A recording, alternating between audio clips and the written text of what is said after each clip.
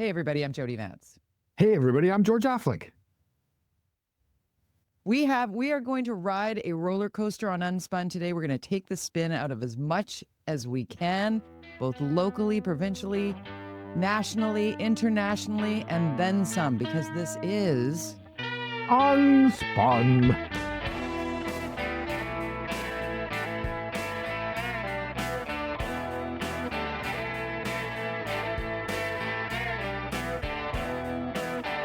UnSpun. I wish we could play a little Bad Bunny on the way in here. Did you watch the Super Bowl, George? Hey. You know that song's all about dating. It's all about girls. It was so good. It was Yes, so it good. was very interesting. I love the grasses, the sugar cane. I love Did the you hear why symbolism. they did that? They had him dressed, Why? they had the grass dressed because it was the easiest way to move the set around. Because the way Right. he was in a small space and you thought he was walking around forever, but basically these humans dressed as grass. It wasn't Yeah. because they wanted to, because they weren't part of the show. You thought, well, that's interesting. Why are these people? Because they had a pre-thing, but it was because they were a set. They're not humans. They were just parts of the set. So that was Yep. interesting. 360 some odd people wearing sugarcane outfits because that's the fastest way to get on and off the field. And there were some videos from the POV of inside those outfits, which is, I thought that was just brilliant. I loved that Canada got the shout out. Canada. Canada. Everybody is like, where are you from? Canada. That's our new way to say British it. Columbia. Vancouver. Colombia, of course. We got 2 shout outs. We did. No, the game itself was a little boring, but yay for the Super Bowl champion Seattle Seahawks, just down the road from us. Go sports And team. the woman who owns it, named Jody, the woman who owns the Seahawks is a huge proponent for what is good in the United States, and loved watching her raise the trophy against the New England Patriots, which is a team that is heavily right-wing ownership. And she's the sister of Paul Allen, who Yes. was the co-founder of Microsoft, who had a massive falling out with Bill Gates many years ago, and left the company, but kept his shares Yep. because, and then they never really talked again. And No. he, of course, died 10 years ago, maybe 15 years, 10 years ago, I think it was a little 2009. longer than that. Yeah, the two of them started Microsoft in the garage, right? Yeah, kind of one of those typical stories. And there was 3 of them, I think. Well, 2 of the main, and then Paul. Anyways, there was a major falling out, and of course, Bill Gates now seriously implicated in the Epstein files. Which we'll get to, but before Yes. we go south Have of the border, to. because there's so much that we have to talk about, just with a local perspective, but we'd be remiss if we didn't at least acknowledge and send our heartfelt condolences to those families tragically impacted by the mass shooting in Tumbler Ridge. It's been one of those moments for British Columbians and maybe Canadians as writ large that it feels like this is the thing that doesn't happen here, Mm-hmm. right? They always say that, though. Yeah, there's nothing we could say. The only thing I could say at this point is, thank goodness politicians are not getting political in Canada. Right. Like, but that will probably change. But for now, let's just stay cool, man, and talk about the victims and what happened here, and do what we It's can do. interesting how information is disseminated in Canada around something like this versus what happens in the United States. The RCMP playing things very close to the vest. You know, it was seriously 48 hours before any detail, and still there's so many details that have yet to be released. But it's very been confusing interesting. to Fox News in the U.S., who came out attacking us and how our police are not transparent and yada yada yada. It's like, no, this is actually how we operate up here. We wait till we can talk to the families and and especially when there's minors involved, literally minors. And if you've ever been to Tumbler Ridge, it's a very small town. I've been there, and it's a mining town, and almost everybody works for the mine. Yeah. And when the mine suffers, the town suffers. But this, you had 2,000 people. I mean, come on. At my high school, and it's one school with 127 kids in it total, and 25 people injured and 9 tragically killed, including the alleged perpetrator. Like it's I can't. I will say that as you said, that politicians are all saying and doing the right things in this moment, and they're not politicizing it. And I thought that the Prime Minister handled what he said to the country in a way that is so rare in today's political environment on a global scale. He once again rose to the occasion in a way that I think might have helped those who were experiencing their most difficult hour. You know, hard. Okay. Okay, we got to just shake our heads for a second because we can't go deep into the details of that. We don't know enough about it to talk at length about Tumbler Ridge. We just and politicians should be talking about it until they start talking about solutions, and that's the next phase. And we'll talk about that when we get there because we know what the issues are, what will become the issues. But for today is not the time to talk about that. However, leadership let's talk about it. There's a new mayoral candidate, George, and yes. Is it you? You promised. Ladies and gentlemen of UnSpun. Not today. Not today, Jody. Not today. Okay, who is it? It's the new one city, William Azaroff. Is that how I pronounce it? Azaroff? I'm thinking Azaroff. Housing advocate? Housing advocate, one city. So now we have, 45 people running for mayor, I think it is? 72 might as well run. It's actually who's not going to run for mayor in Vancouver, frankly, because almost everybody is. Toss your hat in the ring, see what happens. Everybody gets one vote. We can both do it. Why not? We'll do a double ticket. We'll run as UnSpun. Oh yeah, we can't do this full time, so we want to do this part time, each 50-50. Good idea. Pass off a baton. It's your turn. You can do the public hearings.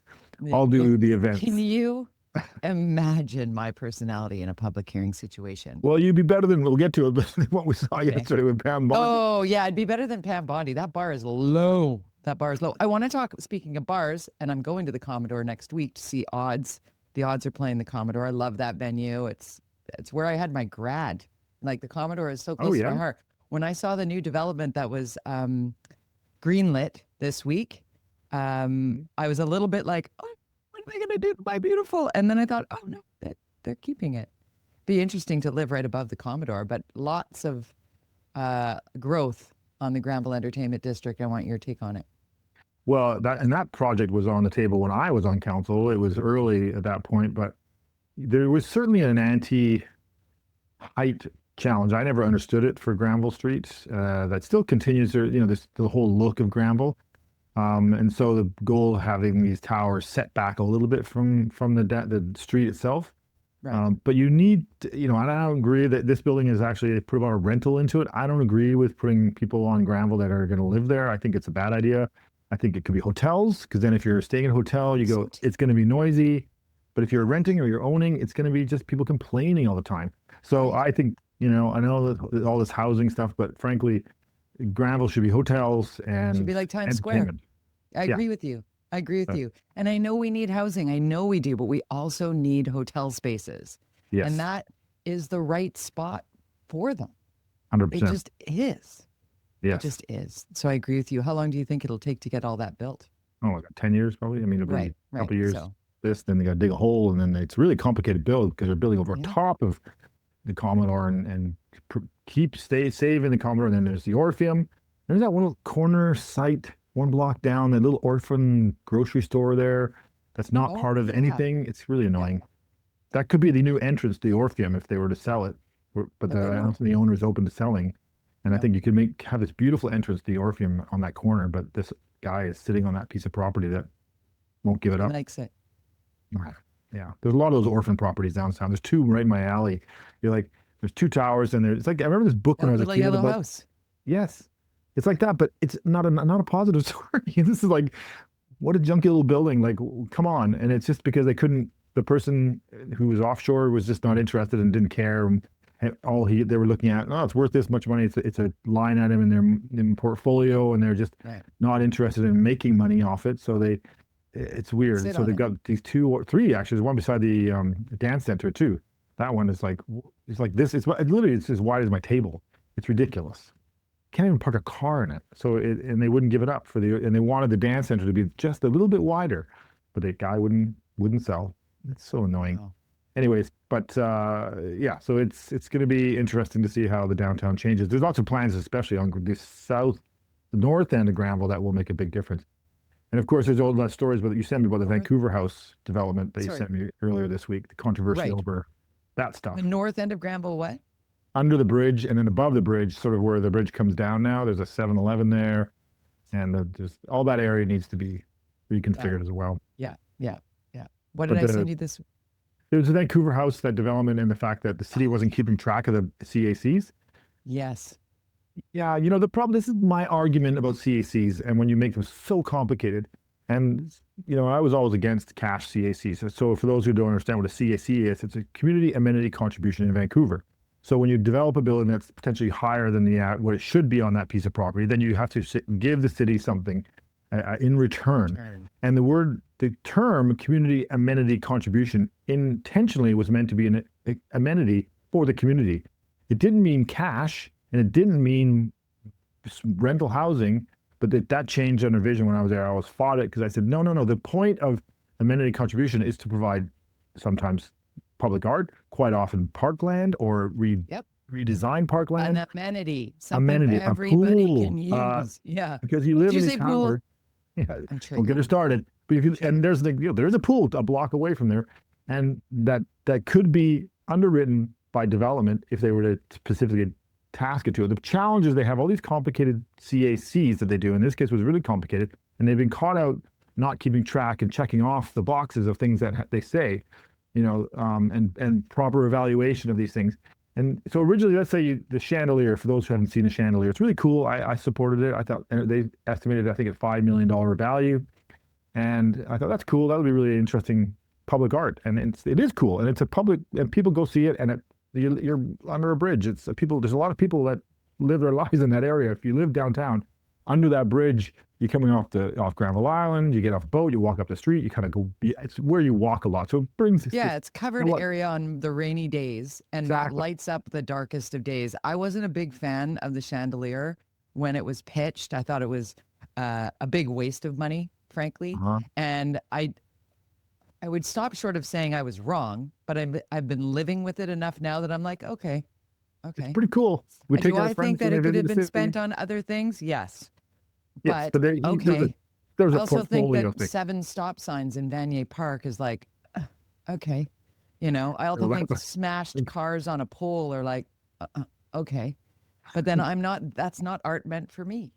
And that's okay too. Like, I like the laughing guy. I like that one. That was a good one. I love the church upside down. Remember that one? I love that one. I do. That one was good too.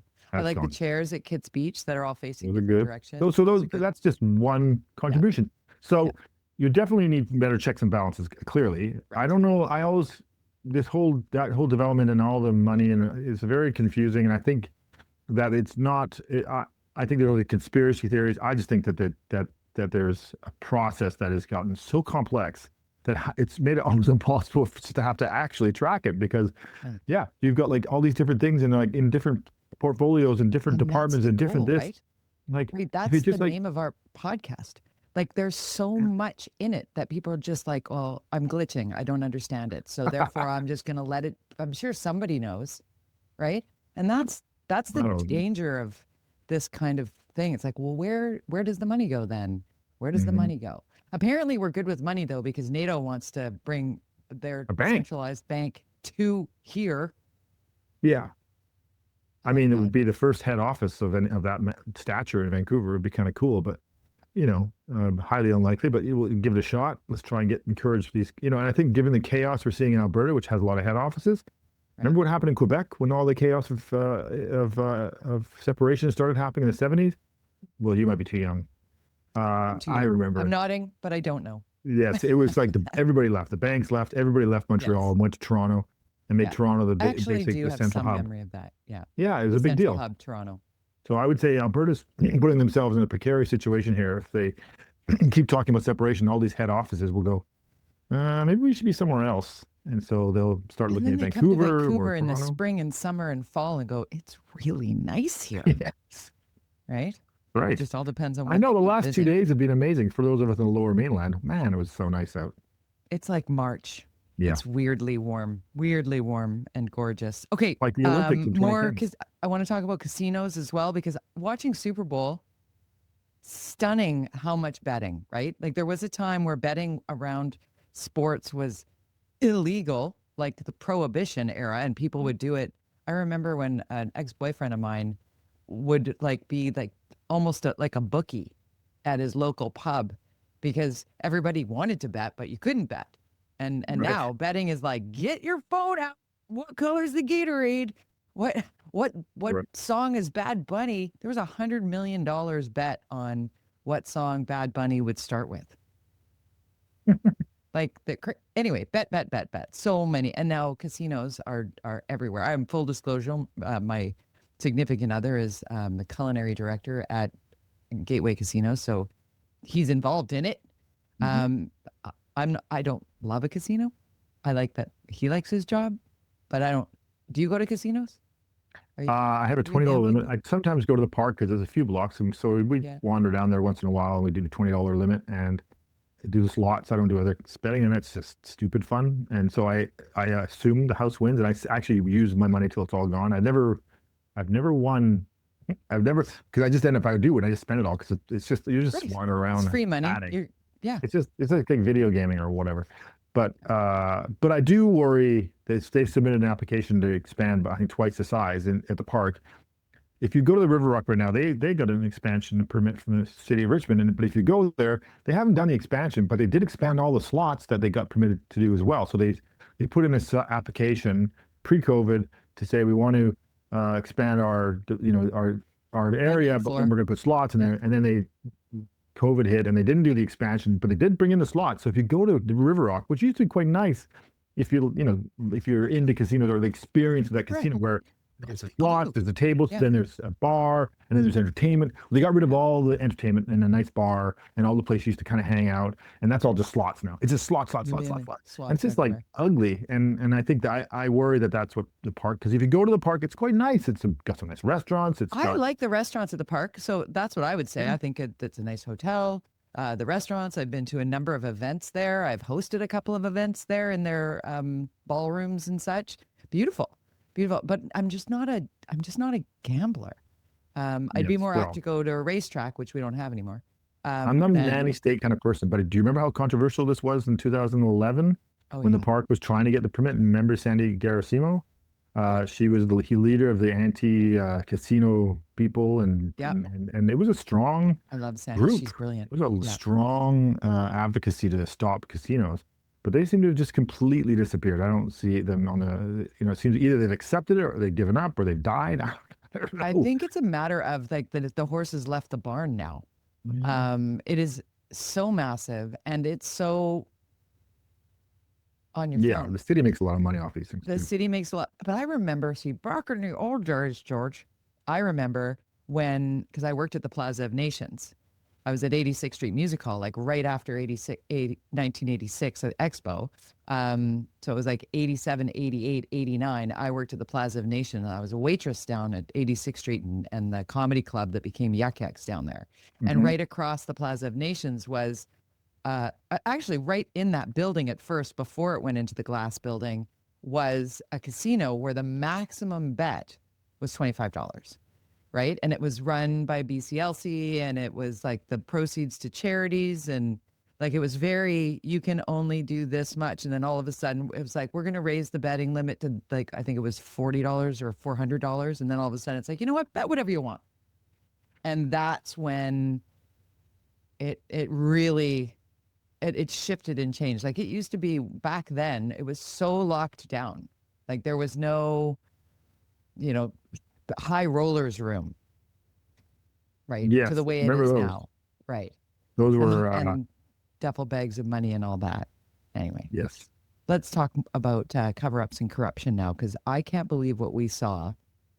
Before we go to Pam Bondi, actually, I want to point out that the Congress voted yesterday, Wednesday, to Yes. tear down Donald Trump's Emergencies Act order that enacted tariffs on all non-CUSMA or USMCA, whatever, NAFTA Think all the 35% tariffs that he slapped on Canadians, you'll remember last April 5th, because of the fentanyl crisis at our border.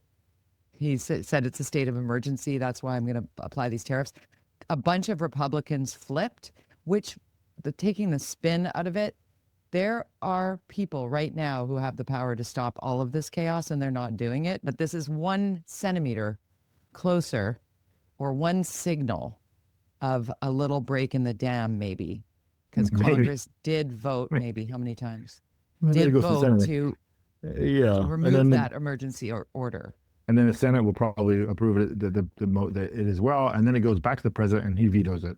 Right. But they can take it back to the both, and I think, what is it? They have to get a certain percentage if that happens to veto the president's veto, which is very, very unlikely. 61% or something. Yeah. So it's like a big number. Like, yeah. We're going to see where it's going. But wow, the Attorney General of the United States acting like an over-caffeinated mean girl at the Judiciary Committee on the Epstein file. Like, it was just. It was something. Sorry, I got somebody dialing me here at the same time. Apologies. Yeah, that was something else. I can only, from a local, let me give you a local perspective from my point of view, yes. Having been, in your role as a politician. Oh my gosh, I got. Everybody's phoning you. I know, it's like. That's okay. I have collect to your thoughts. I know. So in my role as a counselor, so your job as an elected official is you're representing the people. That's how I always saw it. And after the election's over, party politics shouldn't be a part of it, but obviously they are. But staff who come to you represent are there to inform you and put and draw, achieve the goals that you as a governing body have set out for them, along with other bureaucratic stuff. But just basically, when they come to you to present stuff, the intention is to help you be informed and to answer your questions. And there's supposed to be a respect there, mutual respect for sure. I would often get accused of being hard on staff, but I would always argue, but if I'm not hard on staff, then who will be? It's my job to represent the people. If I have tough questions that staff, they would say I was badgering them. I'd say, no, I'm just asking them tough questions. And I would ask staff after, when I would get attacked by other councillors and the mayor for being too hard on staff, I would go to them and say, was I too hard on you? And they go, no, we have to know those answers to those questions. So, right. So the pushback is for a reason. Yes. And it's my role as an elected official is to ask tough questions of staff. And so in this case, I'm watching Pam Bondi and going, something's whacked out here. This is totally, she has no respect for these people. Whether you like them or not, they were elected by the people of the U.S., wherever they're from, and they have, they represent the people, and so you are supposed to respect. If you don't respect them, then you don't respect the electorate, and that's my takeaway. I couldn't believe it felt like the Attorney General, who is the head of the legal system, for lack of a better, like in layman's terms, in the United States. She's the top of it all. And is sitting there refusing to answer the simplest of questions about what everybody knows now is a massive pedophile sex trafficking ring globally. When we have the UK is exiling the king's brother and stripping him of all titles and basically he's homeless right now. France is doing a full-on investigation. They're firing people. Keir Starmer might be out of his job. All of his underlings. There's a a woman in Norway who has been ousted from her title, embarrassed her family. Like, people are falling all over the world, and in the center of it, in the United States, we said this last week, one person in jail, and it's a woman. Where are the men? That was the predominant question. Where are the co-conspirators? Who is responsible for this, and why can't we see who is responsible for it? Was what everybody kept trying to get to at the hearing yesterday. And I've never seen anybody try and spin her way so much. Like, I thought it was like The Exorcist. Her head was going to spin on her neck. Dow is at $50,000. Oh my God. It's like, okay. And everybody's like, okay. your And speaking points. but she had her little burn book, and she had the yeah. woman sitting behind her handing her notes like, this is what you say next. It's like, how is that any level of transparency? How is that any level of, where's their ethics in this? And it's just, it's such a shock to me, because that woman took an oath to uphold the laws. Like back when she was an AG in Florida, because people who knew her back then were like, she used to be ethical and fighting for what's right. Like, what happens to these people? And then they throw around like, you have Trump derangement syndrome. And it's like, I think that's some projecting, my friend. I think that's, and the guys that are protesting so much, you have to go like, okay, so you're in the files. Right. Yeah. And then the women behind her, and she didn't acknowledge them. And the survivors that moment, George. Just brutal. Every level when of they're brutality. like, all the survivors here, please stand up. 6 people stood up. They had their families there. 6 women stood up who had been abused. How many of you have been contacted by this Department of Justice? No, if you have not been contacted by this Department of Justice, raise your hand. And all of them raised their hands. Like, we're not talking to the survivor. We're not talking to the survivors, and we're saying the case is closed. How does this happen? I feel like we're in the upside down. Like, I don't. But it's quite something, and people are like, oh, we got him. You know, it's like, okay, whatever. You know, I just don't think. I feel like, I don't know. He's just gonna keep getting away with this stuff. I don't know. I have so cynical now about this process, and that they're just extending it out and delay. Right. And when it comes to everybody now, you know, we're sitting in February, but everybody's like, November in the midterms, that's going to be the game changer. But all of this stuff about it passed today, that the Voter ID Act, like now you got to go get a special ID to go to the polls to vote, you know, and Steve Bannon yelling that, you know, as God is my witness, we'll have ICE surrounding every polling station. Like, what? Yeah. I saw that they announced they're taking ICE out of Minnesota. That came out this morning, right? That's true. That's true. They say Minnesota is now safer than ever. Right. So to talk about spin, like the bad PR here. Let's get out of here. Yeah. Let's go somewhere else and torture some people and kill innocent American citizens. I mean, they're just going to pop up somewhere else, I guess. I don't know. For sure. If you look at there's a map that shows where the ICE Gestapo, I don't know, masked agents are being deployed. It's all blue states. Border crossing guards, aren't they? That's right. That's right. I mean, but there are great border crossing people. There are great customs people. There are great people that work super hard and at keeping countries safe and secure and find the bad guys and all that. Like, the fact that this group of, I don't know, thug-like people are, I feel for our American brothers and sisters, George. I really do. I really do. Yes. I don't know what happens next. Who takes... tourism is down 25% overall from Canadians. And that's a lot of money. A lot of money. And that's part of the challenge of that vote yesterday was it's the economy, stupid. You know, all this stuff about tariffs and about this. It's like these border towns are like, hello. And the Gordie Howe Bridge? Yes. Oh, my God. Hours before Donald Trump has a meeting with the billionaire who owns the current bridge. I know. All of a sudden, we're closing this. And Trump was there for the announcement. He was under his. It's like unbelievable.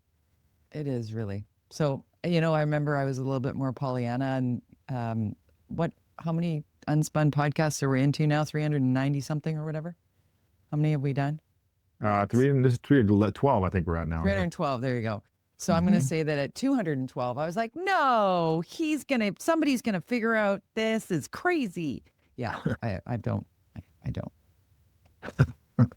I do think that societally, you know, we as people need to do we're not doing the travel like we used to. And of course, some people do business down there. Some people have reason to go to the United States, family, other reasons, for sure.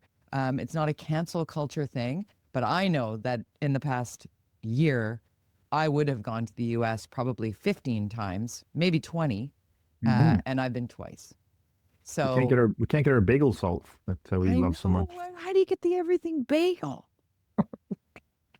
But I do like the fact that our prime minister is looking elsewhere and building bonds elsewhere. I like the fact that the EU is very, very supportive of us as a country, Australia and Japan as well. Like we're doing whatever we can. Will there be a snap election? That's the question. Well, that's the question. And the stability we seem to have right now, I don't think a lot of people would have seen back in April when it was like, oh my God, this is Armageddon. It's the end of days.